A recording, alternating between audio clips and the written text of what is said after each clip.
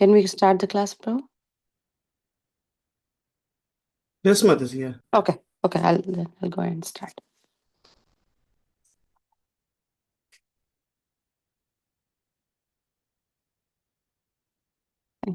Welcome everybody for the Srimad Bhagavatam class. Let's go through the Mangalacharan prayers first before we start the class. Okay. Om Agnanatimirandasya Gnananjanashalakaya Chakshurunmilitam Yena Tasmai Sri Gurave Namaha Sri Chaitanya Manobhishtam Sthapitam Yena Bhutale Swayam Rupa Kadamahyam Dadati Swapadantikam Vandeham Sri Guru Sri Yuta Padakamalam Sri Gurun Vaishnavamscha Sri Rupam Sagrajatam Sagana Raghunathanvitam Tam Sajivam Sadvaitam Savadutam Parijana Sahitam Krishna Chaitanya Devam Sri Radha Krishna Padan Sagana Lalita Sri Visakhan Vitamscha He Krishna Karuna Sindhu Dinabandho Jagatpate Gopesha Gopika Kanta Radha Kanta Namostute Tapta Kanchana Gaurangi Radhe Vrindavaneshwari Rishabhanu Sute Devi Pranamami Hari Priye Vanchakalpatarubhyascha Kripa Sindhubhye Cha Patitanam Pavanebhyo Vaishnavebhyo Namo Namaha Jai Sri Krishna Chaitanya Prabhu Nityananda Sri Advaita Gadadhara Srivasadi Gaura Bhakta Vrinda Hare Krishna Krishna Krishna Hare Hare Hare Rama Rama Rama Hare Hare Hare Krishna Krishna Krishna Hare Hare Hare Rama Rama Rama Hare Hare Hare Krishna Krishna Krishna Hare Hare Hare Rama Rama Rama Hare Hare. Thank you all whoever has joined today's morning Bhagavatam call. Let's go through the verse first. We'll recite the verse, go through the translation and purport, and then possible some discussion. Okay, today we are reading from Srimad Bhagavatam, Canto 3, Chapter 27, and we're reading verse 27 as well. So, Chapter 3, which is understanding the, Chapter 27, which is understanding the material nature. Let's go to the verse first. Yadaivam adhyatmaratah kalena bahujanmana sarvatra jata vairagya abrahma bhuvanan muni. One more time. Yadaivam adhyatmaratah kalena bahujanmana sarvatra jata vairagya abrahma bhuvanan munihi. Synonyms: yada, when, evam, thus, adhyatma rataha, engaged in self-realization, kalena, many years, bahujanmana, for many births, sarvatra, everywhere, jata vairagyaha, detachment is born, abrahma bhuvanat, up to Brahmaloka.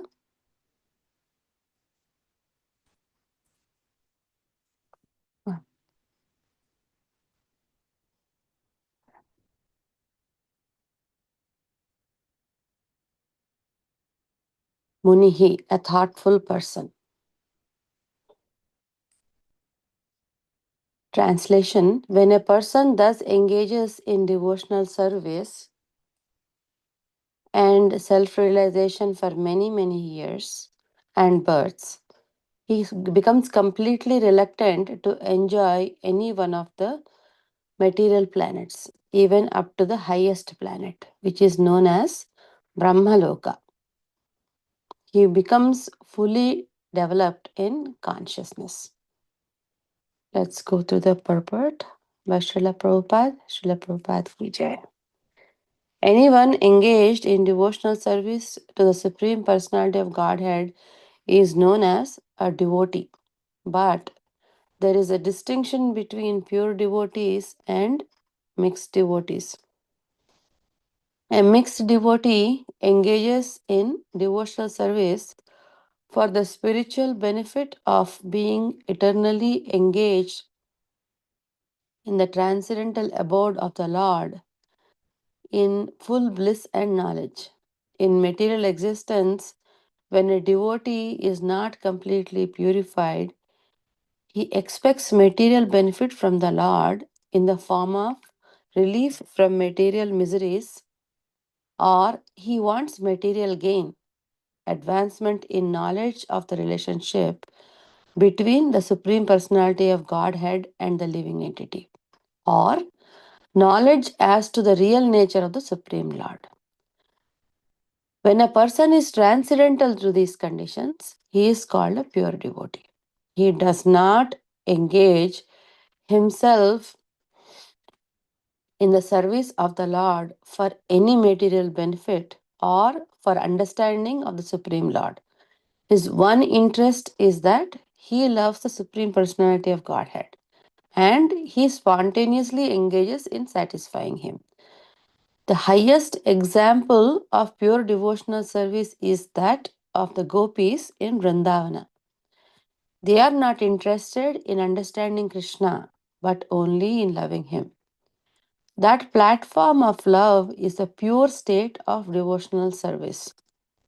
Unless one is advanced to this pure state of devotional service, there is a tendency to desire elevation to a higher material position. A mixed devotee may desire to enjoy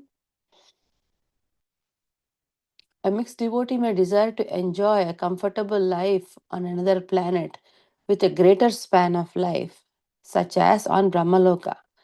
These are material desires, but because a mixed devotee engages in the service of the Lord, ultimately, after many, many lives of material enjoyment, he undoubtedly develops Krishna consciousness.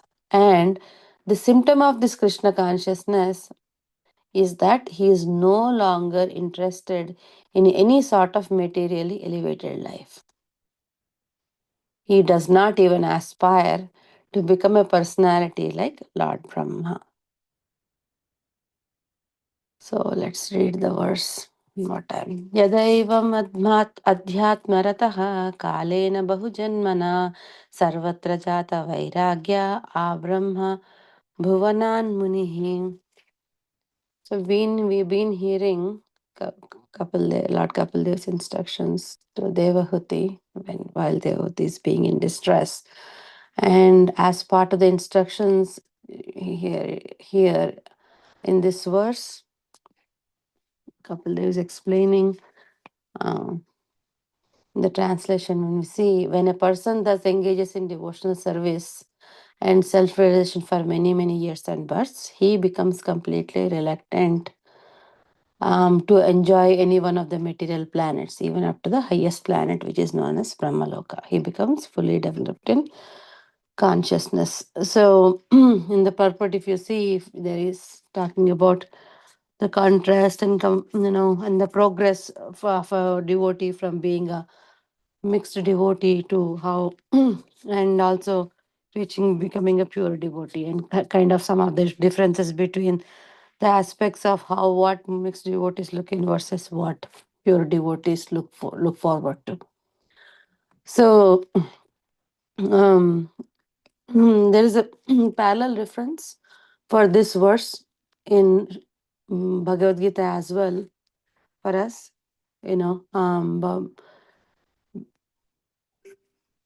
It's a where the verse says in chapter 7 that Bahunam Jananam Ante Gnanavan Mam Prapajyate Vasudeva Sabhamiti Samahatma Sudurlava. It says, after many births and deaths, he who is actually in knowledge surrenders unto me, knowing me to be the cause of all causes and all that is. Such a great soul is very rare. So, slowly, one who starts practicing devotion, slowly, after practicing for many births and deaths, actually in knowledge surrenders unto me. With knowledge of the Supreme Personality of Godhead, he surrenders unto the Lord Krishna, and then such a great soul is very rare. So, which means pure devotees are very rare. So, um, here in this verse, when we see, he's talking about pure devotees and mixed devotees. A mixed devotee is a one who is engaged in the spiritual benefit. But for example, I was contemplating of what example we can give in our own lives. Of we most of most of us fall into the mixed devotees category, but because we all are in this material world, doing some of the material activities to lead our life and trying to practice some devotion as well. So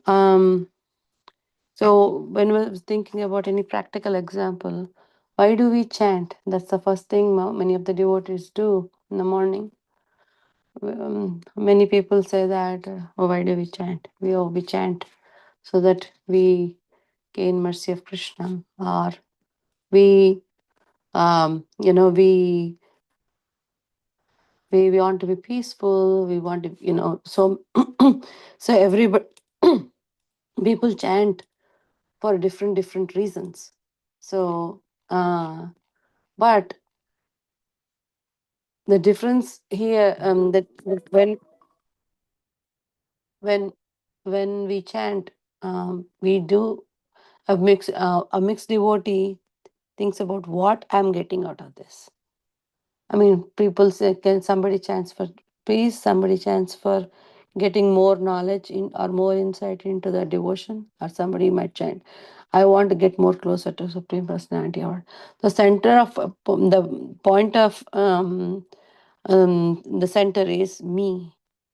So mixed devotee is still in that condition where he's trying to see whether he might expect material benefit from the Lord in the form of a relief, or he wants a material gain, or he wants advancement in his relationship with Supreme Personality of Godhead.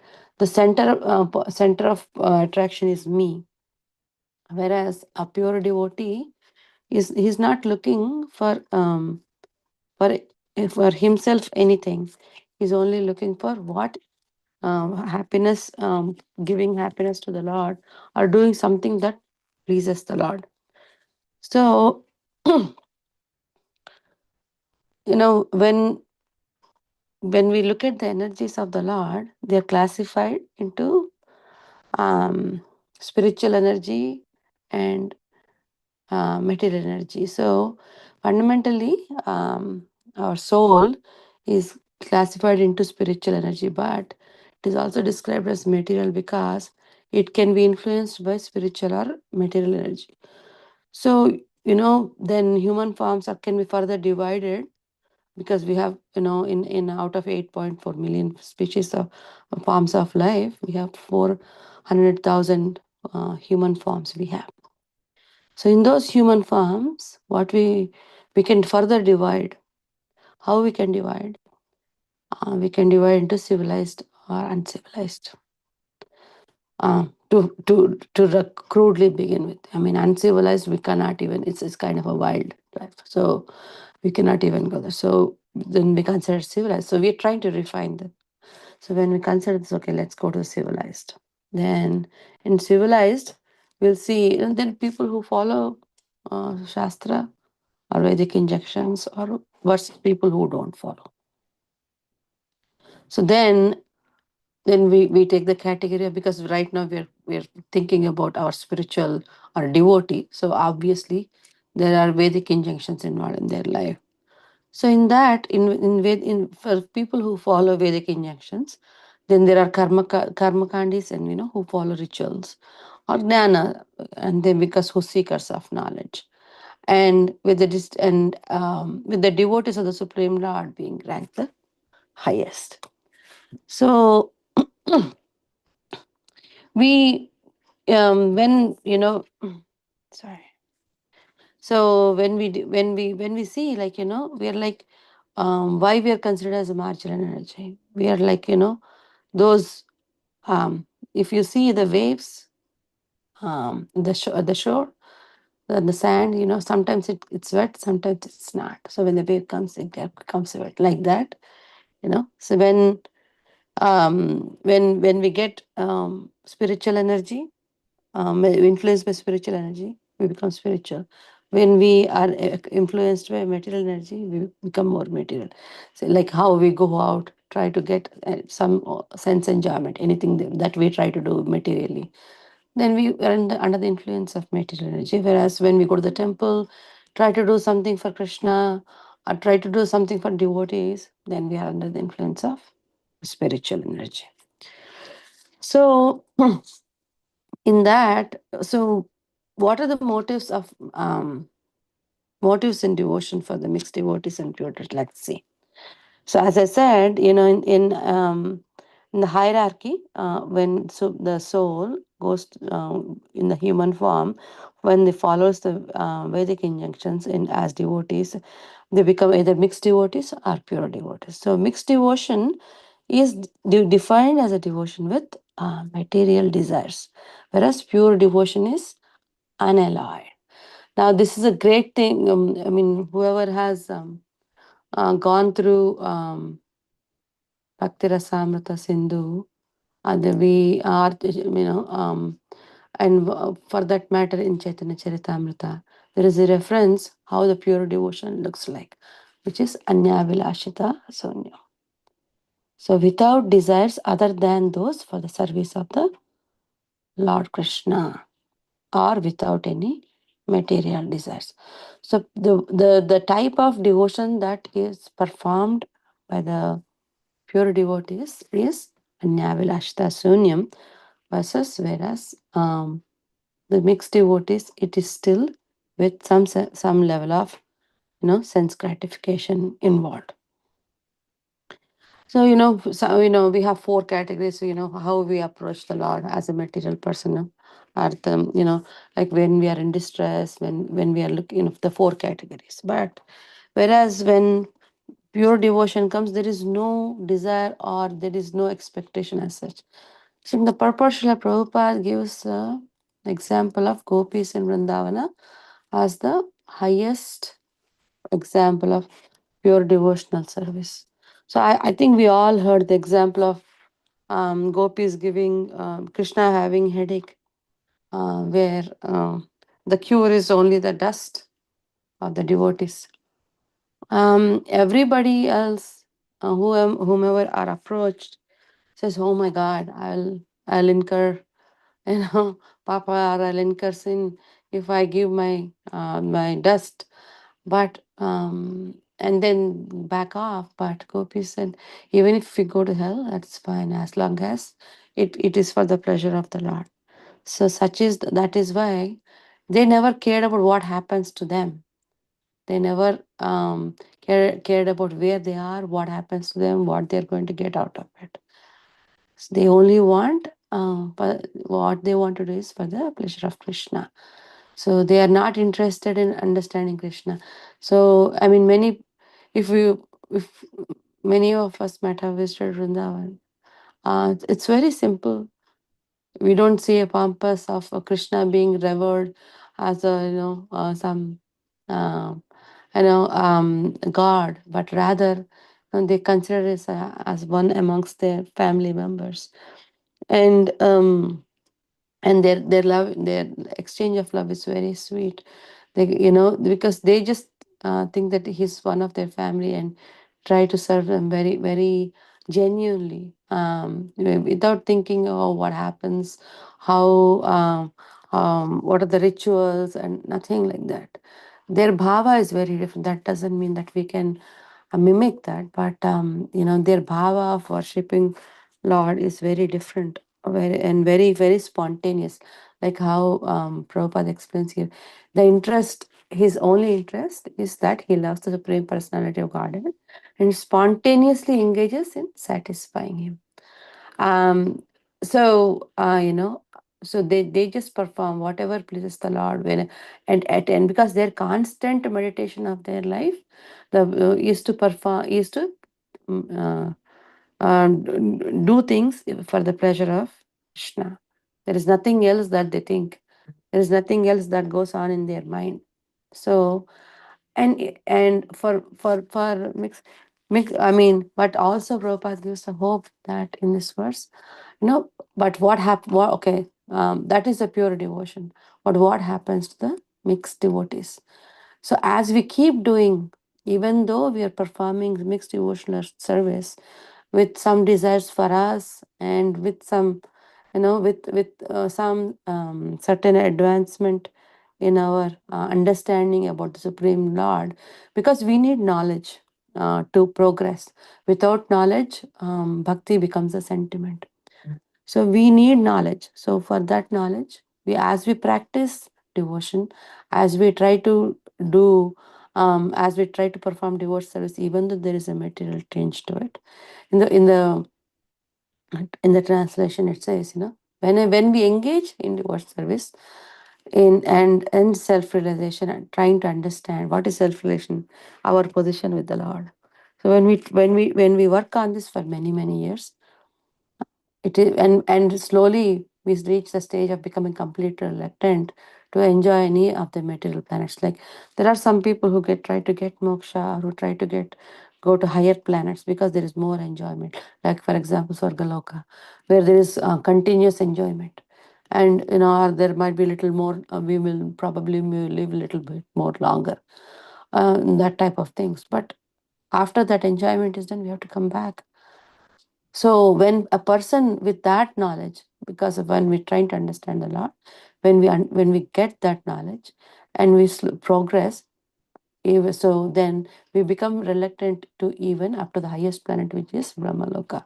When the we know the span of life of Brahma, it's quite big compared to what lifespan we have. But even that we become very reluctant because we have a complete understanding of what we want, because which is the eternal service of the Lord. So and in that fully developed consciousness, we become one can become the pure devotee of the Lord. S- Um, those are some of the points that I thought of sharing today. If anybody has any comments or anything to contribute, please do so. Sorry, I could not share my screen. My laptop Zoom is not working, so I logged in through my phone.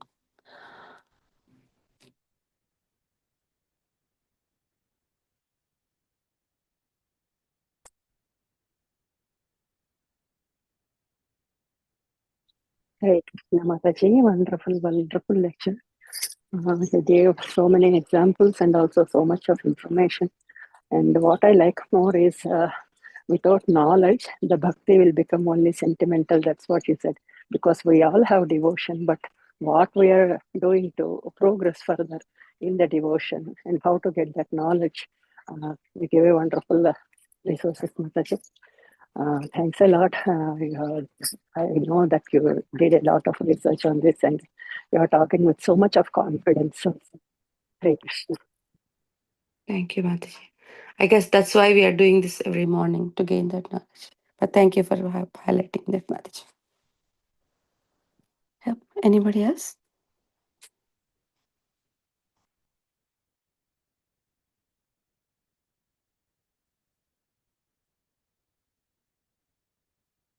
Okay, if nothing, we can close the call here a couple of minutes early. Thank you, everybody, for joining. Have a wonderful and blissful Krishna conscious day. Thank you. Hare Krishna. Hare Krishna. Thank you, Mataji. Hare Krishna. Hare Krishna.